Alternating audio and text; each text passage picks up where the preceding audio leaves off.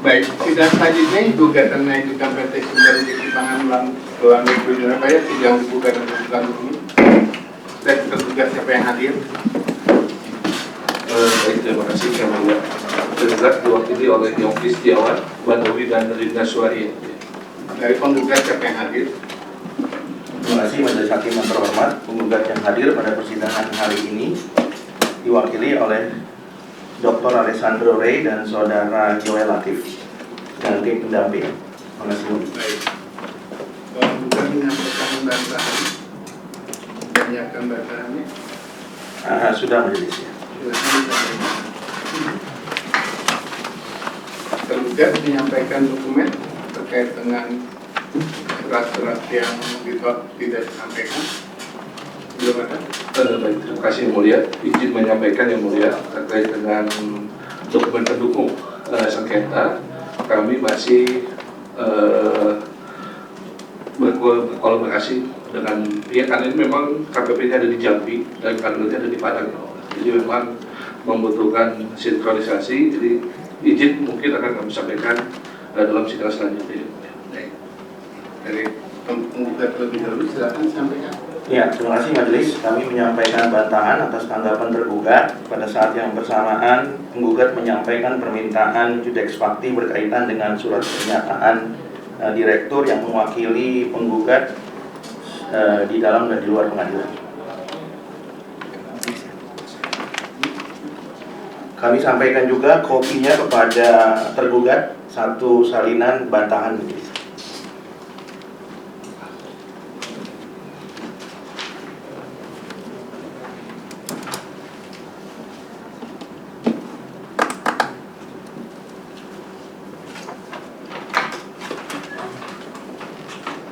Ada yang ingin disampaikan bantahannya? Sudah semua dengar di sini. Seharusnya sudah Majelis. Baik. Majelis nanti ditanggapi oleh tergugat ya. Ini terkait ada poin-poin yang ingin disampaikan dari bantahan ini penggugat. Baik, terima kasih Majelis Hakim yang terhormat. Sebelum penggugat masuk kepada bantahan Majelis, pada persidangan yang sebelumnya kami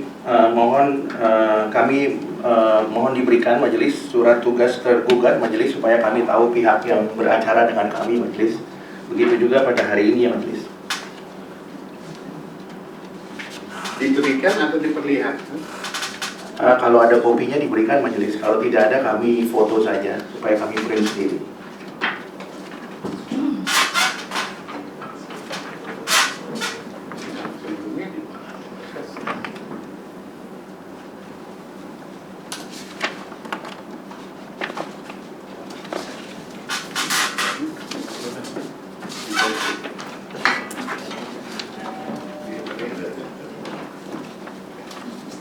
Sidang sebelumnya.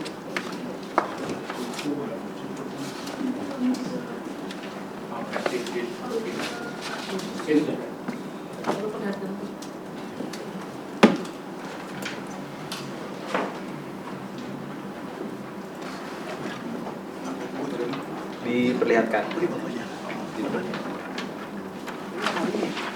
yang hari ini.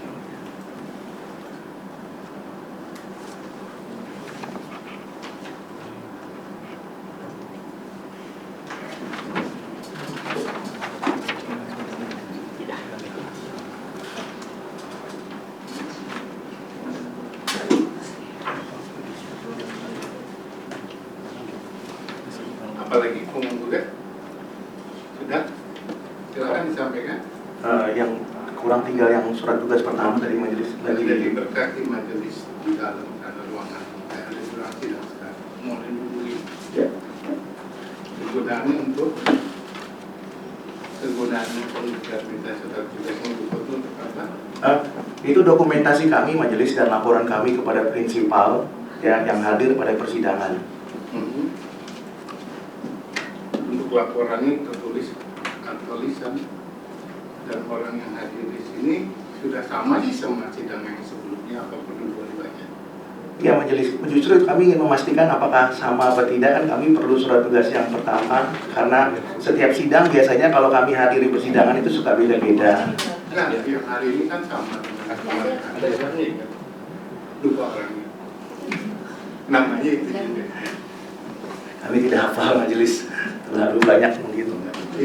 Masa nggak hafal badan besar begitu sih? Badan dia agak kurus. Badan besar bukan berarti namanya sama majelis. Ini yang nggak sama. Ini yang sama. Lupa poin aja. Kalau Bu Dinda yang cewek yang satu-satunya di mereka tiga.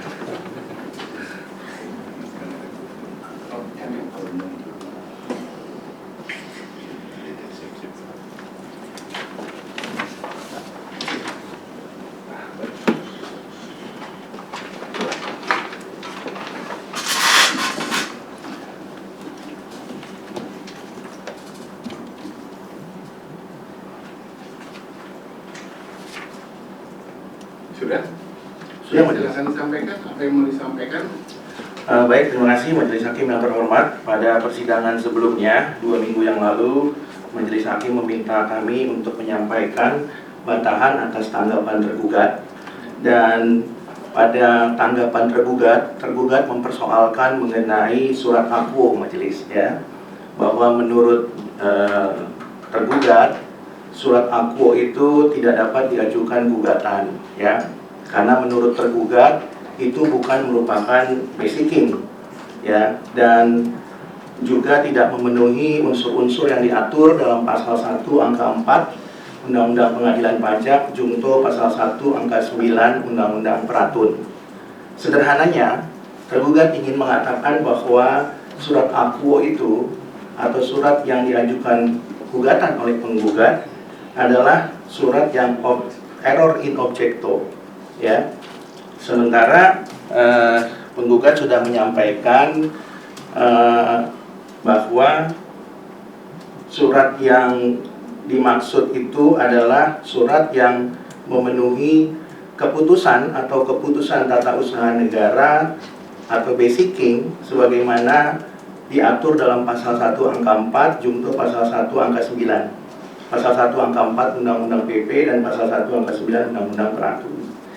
Nah, ketika tergugat mengatakan bahwa surat akwo bukan basicking, berarti kan tergugat ingin mengatakan bahwa surat akwo itu adalah regeling. Tapi tergugat tidak bisa membuktikan apa yang dimaksud dengan regeling. Ketika tergugat mendalilkan sesuatu, maka dia harus membuktikan sebaliknya, ya.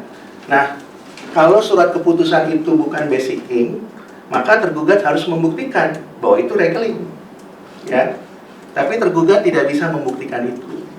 Kemudian tergugat juga mengutip salah satu tulisan mengenai tindakan hukum tata usaha negara, ya.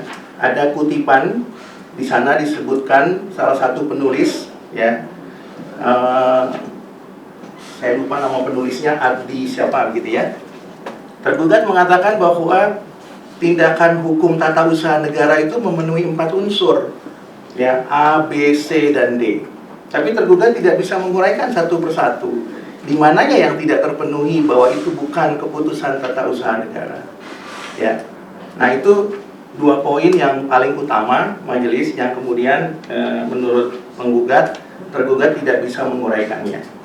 Kalaupun tergugat bersikeras bahwa itu bukan basicking tapi regeling, maka kami penggugat sangat senang majelis kalau tergugat itu bisa menghadirkan ahli bahwa itu bukan basicking, itu adalah regeling, ya, supaya perkara ini terang benderang, ya.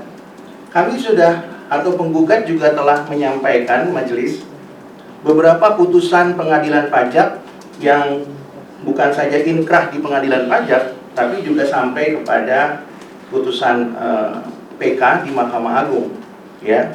Dan beberapa putusan-putusan kami berikan contoh di situ, ada 2 putusan majelis yang semuanya tidak dibantah sebenarnya oleh tergugat, ya. Ada beberapa majelis di sana dan majelis itu ada yang sudah pensiun dan juga ada yang masih aktif di pengadilan pajak. dan telah memberikan pertimbangan hukum mengenai rumusan norma berkaitan dengan basicking.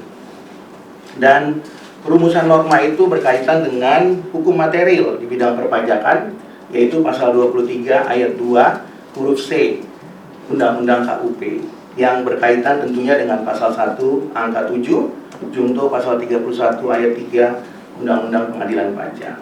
Nah, oleh karena itu kalau tergugat diberikan kesempatan untuk menjawab, tentunya penggugat dengan senang hati majelis, karena tergugat belum bisa menjelaskan uraiannya secara spesifik mengenai bahwa surat aku bukan basicking, ya. Sebaliknya, tergugat juga tidak bisa membuktikan kalau itu bukan regeling juga. Jadi sebenarnya tergugat ingin mengarah kemana ini sebenarnya, ya, kalau itu bukan merupakan basicking. Dari semua putusan yang kami sampaikan majelis, di gugatan kami sudah sampaikan, di bantahan kami tambahkan lagi putusan yang lain. Tergugat tidak juga membantah mengenai putusan itu, ya. Jadi kalau dalam putusan bagi penggugat majelis, putusan itu kan kaya akan pertimbangan hukum, dan hakim dinilai karena pertimbangan hukumnya. Karena pertimbangan hukum adalah mahkota hakim. Dari setiap pertimbangan hukum, dari setiap putusan, itu tidak ada yang dibantah oleh tergugat, ya. Pertimbangan hukum setiap majelis dari setiap putusan tidak dibantah oleh tergugat, ya. Jadi kalau kita menerapkan pasal 69 ayat 1 huruf D Undang-Undang Pengadilan Pajak, salah satu alat bukti adalah pengakuan. Kalau tergugat tidak mau mengakuinya, tentu tergugat harus membantahnya atau setidak-tidaknya menanggapinya, ya. Nah, dari semua pertimbangan hukum itu telah kami masukkan dan kami kaitkan dengan rumusan norma mengenai basicking di pasal 1 angka 4 Undang-Undang PP junto pasal 1 angka 9 Undang-Undang Peratun.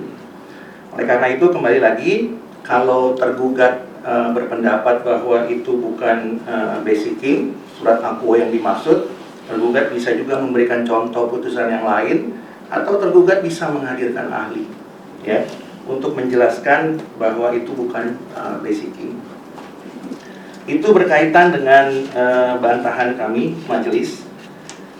Kemudian berkaitan dengan kurir yang kami sampaikan dalam bantahan kami, bahwa penggugat telah membuktikan bahwa tergugat itu tidak pernah menyampaikan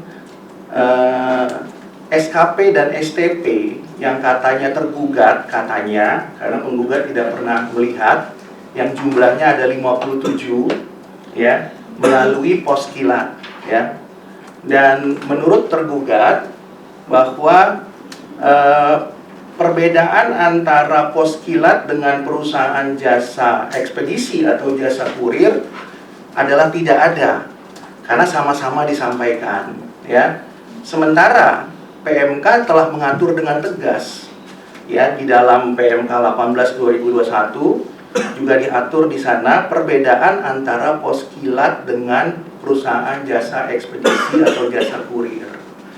Jadi kalau tergugat ingin mengatakan bahwa yang penting kan dikirim, ya, sehingga frase yang penting dikirim itu tidak bersesuaian dengan rumusan norma yang diatur di dalam PMK yang sudah penggugat sampaikan tadi, ya. Ada 3 dasar hukum dalam PMK yang sudah mengatur itu dengan jelas, bahwa SKP dan atau STP itu disampaikan melalui kanal yang berbeda. Pos kilat itu satu kanal, perusahaan jasa ekspedisi itu satu kanal, atau perusahaan jasa kurir. Sehingga 2 kanal tersebut itu tidak bisa dianggap sama, ya. Oleh karena itu, ketika tergugat mengatakan bahwa itu sama, itu penafsiran tergugat, dan tergugat tidak menggunakan rumusan norma ketika menafsirkan itu, tapi menggunakan KBBI, ya. Sementara rumusan normanya sudah jelas, ya. Tentunya kalau kita bicara hukum, kita bicara rumusan norma, ya, kecuali tidak ada sama sekali hukum yang mengaturnya, ya. Nah, itu majelis berkaitan dengan pengiriman jasa ekspedisi atau jasa kurir. Kemudian dalam bantahan kami, majelis penggugat juga telah menyampaikan bahwa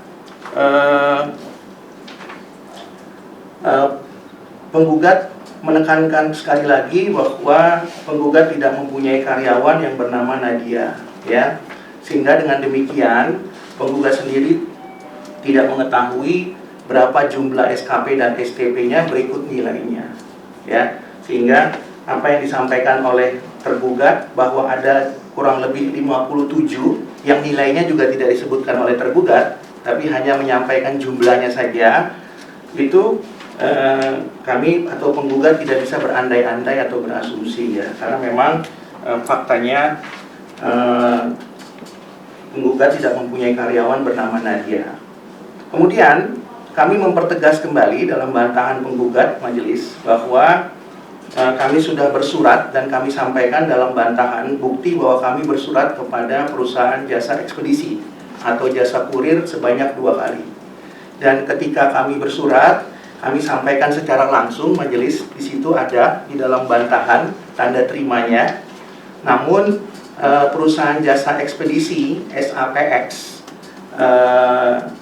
Courier Service itu tidak mau menanggapi secara tertulis, namun kemudian disampaikan oleh salah satu stafnya yang bernama Saudara Ainun, ya, dan beliau menyampaikan bahwa kalau memang diperlukan, ya silakan saja perusahaan memanggil perusahaan jasa kurir SAPX, ya, dalam rangka untuk dimintai keterangannya di muka persidangan, ya.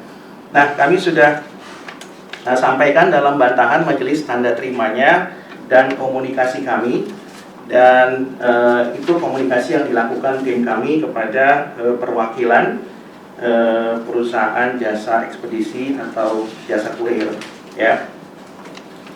Kemudian berkaitan dengan petita tergugat, ya, dalam tanggapannya tergugat ini menyatakan bahwa surat akuo itu di satu sisi bukan merupakan surat keputusan atau basicing yang dapat diajukan gugatan, tapi di dalam usulnya atau di dalam pendapatnya tergugat menyatakan bahwa surat akuo adalah surat keputusan lain. Itu berarti bahwa tergugat mengakui bahwa surat akuo adalah surat keputusan. Hanya di dalam usulannya disebutkan keputusan lain, tapi tidak merujuk keputusan lain itu apa yang dimaksud. Tapi tergugat mengakui bahwa surat akuo adalah surat keputusan lain, ya. Sehingga dengan demikian penggugat melihat ada pendapat yang ambigu di situ. Di satu sisi tergugat mengatakan itu bukan keputusan, di satu sisi tergugat mengatakan itu keputusan lain. Kemudian di dalam pendapatnya juga tergugat mengatakan bahwa gugatan penggugat tidak dapat diterima karena memenuhi ketentuan formal, ya. Penggugat memaknainya ini sebenarnya salah typo, ya, salah ketik gitu, ya. Tapi kemudian kalau kita mencerna, ya, bahwa mungkin yang dimaksud dengan tergugat ketika menyatakan surat akuo adalah keputusan, maka harusnya gugatan dapat diterima. Ketika tergugat menyatakan surat akuo itu bukan merupakan keputusan, baru kemudian tergugat boleh menyatakan gugatan tidak dapat diterima. Tapi sebaliknya, ketika tergugat mengatakan gugatan tidak dapat diterima, tapi kemudian tergugat menyatakan surat akuo adalah keputusan yang dapat diajukan gugatan, atau keputusan yang dapat atau keputusan yang dapat diajukan gugatan karena telah memenuhi ketentuan formal, ya. Jadi ini ada cara berpikirnya itu silang, ya. Sebentar, saudara penggugat, sedang kita skor mendengarkan azan.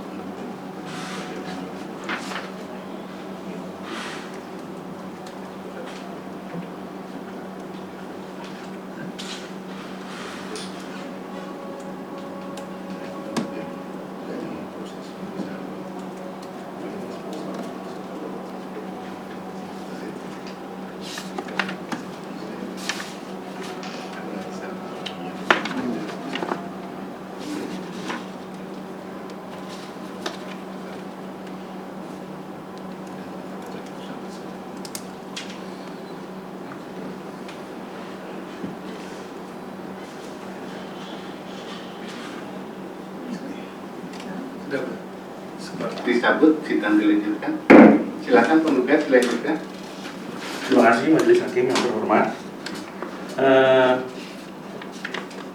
Tadi penggugat telah sampaikan bahwa apa yang disampaikan tergugat di dalam petitanya, tergugat menyampaikan dua hal pada pokoknya. Yang pertama, tergugat ingin meminta Majelis Hakim untuk menyatakan keputusan itu bukan basicking atau gugatan tidak dapat diterima karena itu bukan surat keputusan yang dapat diajukan gugatan, ya. Tapi di satu sisi tergugat mengatakan bahwa surat akuo adalah keputusan lain. Yang kedua, tergugat mengatakan bahwa tergugat mohon kepada Majelis Hakim untuk memutuskan atau menyatakan menolak gugatan penggugat. Berarti sebenarnya tergugat ingin mengatakan bahwa kalau menolak berarti materinya diperiksa. Kalau diperiksa berarti surat akuo adalah surat keputusan yang dapat diajukan gugatan, ya. Sehingga antara dua petitum tersebut atau dua petita tersebut sebenarnya saling kontralegis majelis, ya. Dan tergugat tidak meyakini bahwa surat akuo itu adalah keputusan atau keputusan tata usaha negara basicking yang dapat diajukan gugatan. Kemudian tergugat juga dalam tanggapannya, ya, tidak bisa memberikan bantahan unsur-unsur yang dimaksud di dalam surat keputusan atau basicking. Yang pertama itu mengenai penetapan tertulis.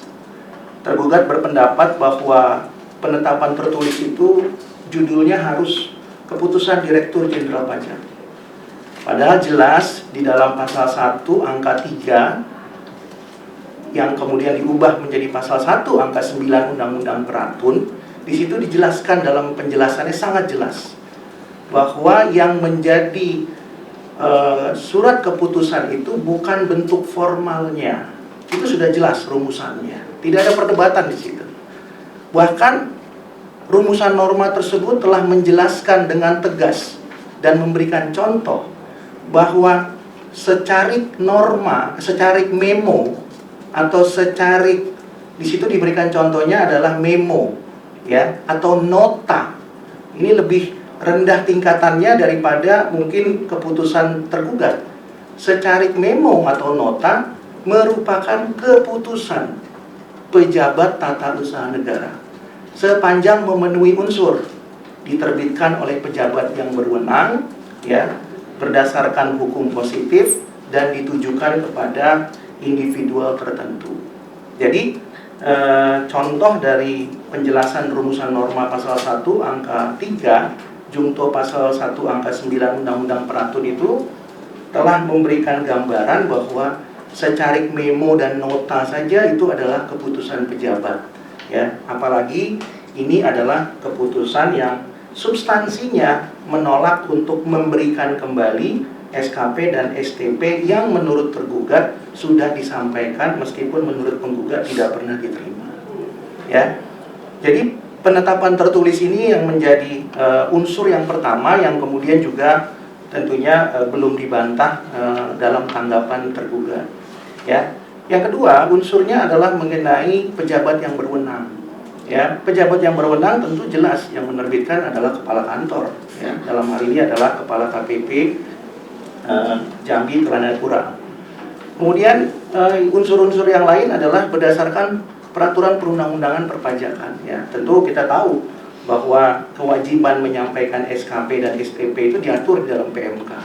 Dan PMK itu adalah amanat pasal 31 angka 2 Undang-Undang KUP. Itu adalah produk hukum pasca pemeriksaan, ya. Kemudian juga ada berkaitan dengan unsur yang disebut dengan konkret, ya. Nah, tentu unsur konkret ini jelas, ya. Di dalamnya adalah suatu surat yang bukan ditulis di dalam wadah yang lain, ya, bukan ditulis dalam digital apapun, tapi konkret bentuknya ditulis di atas kertas, ya. Kemudian individual, ya, tadi disampaikan oleh penggugat sendiri, ya. Dan ada unsur yang lain yaitu menimbulkan akibat hukum, ya. Selain menimbulkan akibat hukum, sebelumnya adalah final. Artinya apa? Artinya tergugat itu tidak perlu membutuhkan atasan lain untuk kemudian menentukan apakah surat ini perlu ditindaklanjuti atau tidak. Sudah final di kepala kantor, keputusannya menolak menyampaikan SKP dan STP. Dan yang terakhir adalah menimbulkan akibat hukum, ya.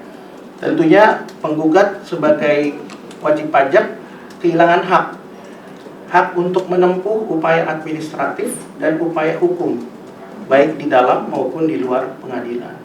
Kalau kemudian tergugat mengatakan bahwa Anda seharusnya bayar saja, kan sudah jelas. Kalau setelah pemeriksaan pasti kurang bayar, Anda pasti bayar. Kenapa tidak bayar saja? Menurut penggugat, tentu narasi-narasi seperti itu kan terlalu prematur, ya. Kalau kemudian dikaitkan dengan hak-hak daripada penggugat, ya.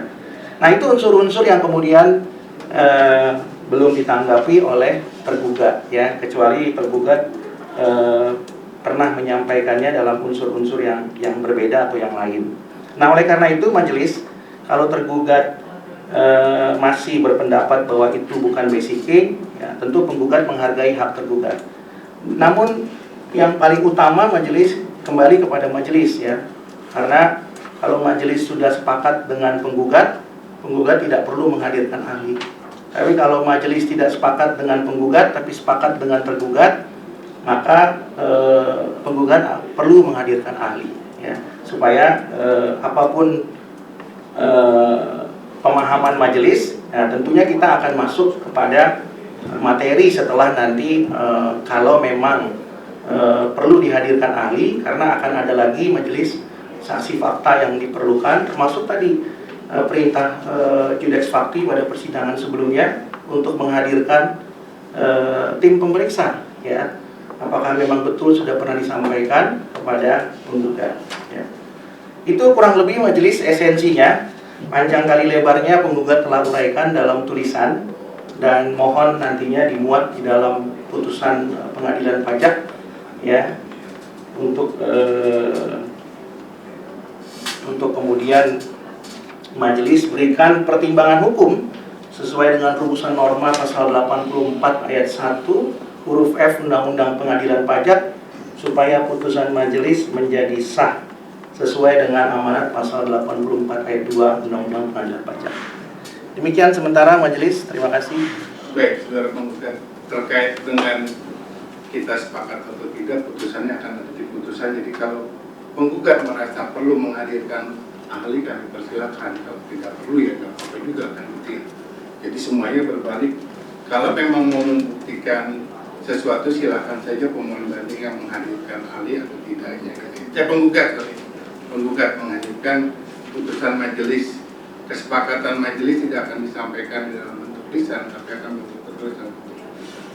Tapi kalau saudara memandang perlu untuk menghadirkan ahli terkait ini keputusan atau tidak, dipersilakan. Kami tidak menolak.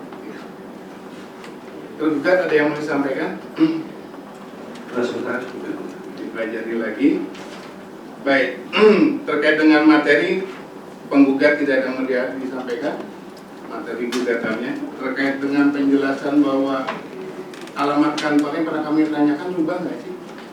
Jalan Tangkil?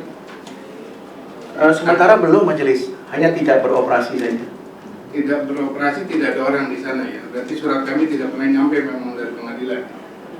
Begitu majelis. Jadi yang menerima satpam itu permintaan itu sudah nyampe ke satpam, dari juga satpamnya itu. Keterangan dari prinsipal majelis kan perusahaannya sudah tidak jalan, ya. Terus tidak ada orang di situ. Iya. Tapi tidak kembali kok surat kami yang permintaan tanggapan bantahan itu nggak kembali ke kami. Kembali nggak sih maksudnya? Diterima di sana.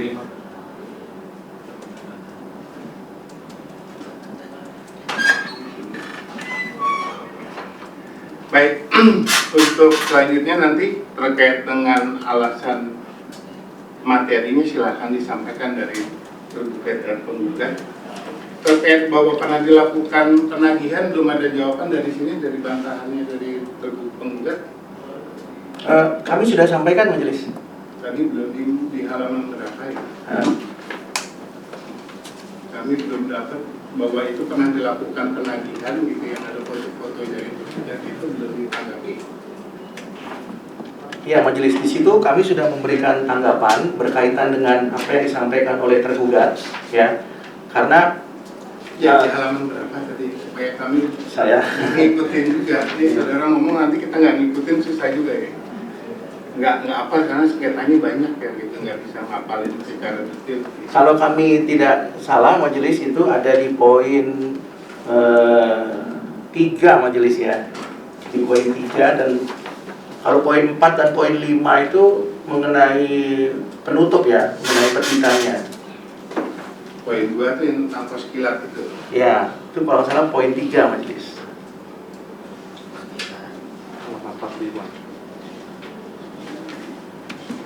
Itu intinya gimana? Memang nggak pernah dilakukan penagihan oleh tergugat. Ya, majelis, jadi berkaitan dengan itu memang sepanjang mengenai tahun pajak yang dipersoalkan memang belum majelis. Ya.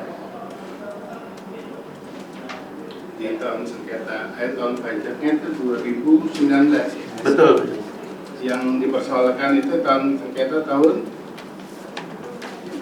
yang pernah penagihan tahu, berarti nggak pernah tahu ya pemerintah melakukan penagihan.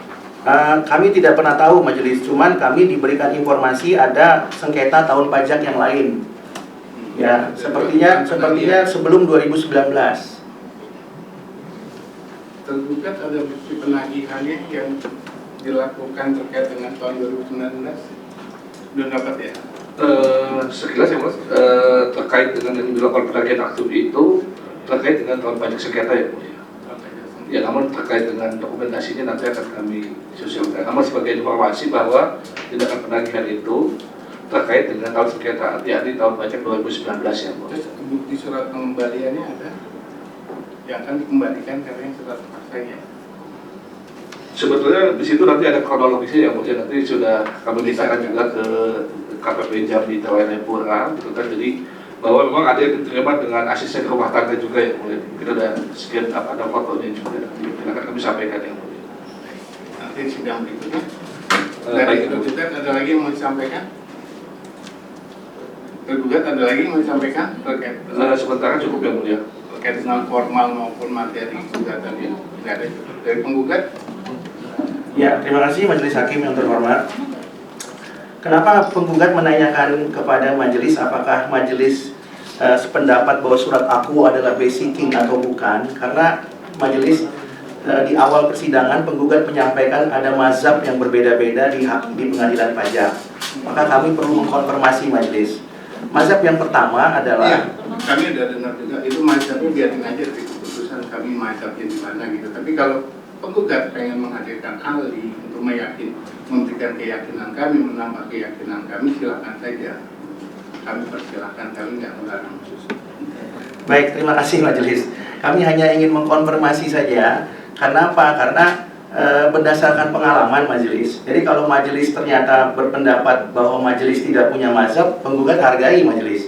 Tapi kenapa kami tanyakan? Karena ada majelis yang berpendapat bahwa formilnya kita periksa dulu, kalau sudah selesai kita akan masuk ke materi. Ada mazhab seperti itu. Nah, kami nggak menganut itu, karena kita punya putusan selah. Jadi putusannya akan tertuang secara lengkap di putusan akhir. Jadi kalau memang penggugat ingin menghadirkan ahli atau siapapun silakan gitu ya. Termasuk mau menghadirkan Bapak Hengki sebagai prinsipal silakan gitu ya. Kami nggak melarang gitu. baik majelis, kalau memang seperti itu jawaban dari majelis ya, berarti kan pemahaman kami mengenai majelis 8 ini kan berbeda majelisnya. Jadi oleh karena itu kalau majelis menanyakan kepada kami apakah perlu nggak menyampaikan ahli, sementara majelis tidak menganut salah satu dari mazhab itu, maka dengan demikian kami akan pikirkan untuk menghadirkan ahli majelis. Ya. Lalu kemudian setelah itu nanti kalau tergugat mau menghadirkan saksi juga silakan, kami akan juga menghadirkan saksi fakta yang lain. Itu majelis.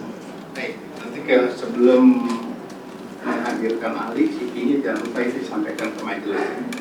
Baik, majelis. Tergugat ingin menyampaikan ahli juga. Mungkin kami akan berkoordinasi terlebih dahulu yang mulia. Baik. Kalau tidak ada lagi, sidang kita tunda ke tanggal 21 Oktober 2024, sidang ditutup. Dengan berakhirnya pemeriksaan gugatan yang diajukan PT Sumber Rezeki Pangan, sidang pemeriksaan secara tatap muka majelis 8A hari Senin tanggal 7 Oktober 2024 dengan mengucap syukur pada Tuhan Yang Maha Esa, sidang dinyatakan selesai dan ditutup. Jadi dimohon untuk berdiri, majelis hakim meninggalkan ruang.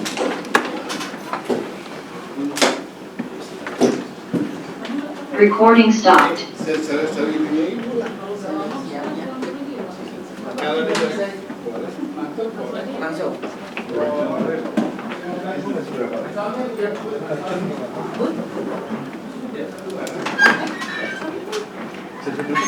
Hadir dulu. Waduh, Pak.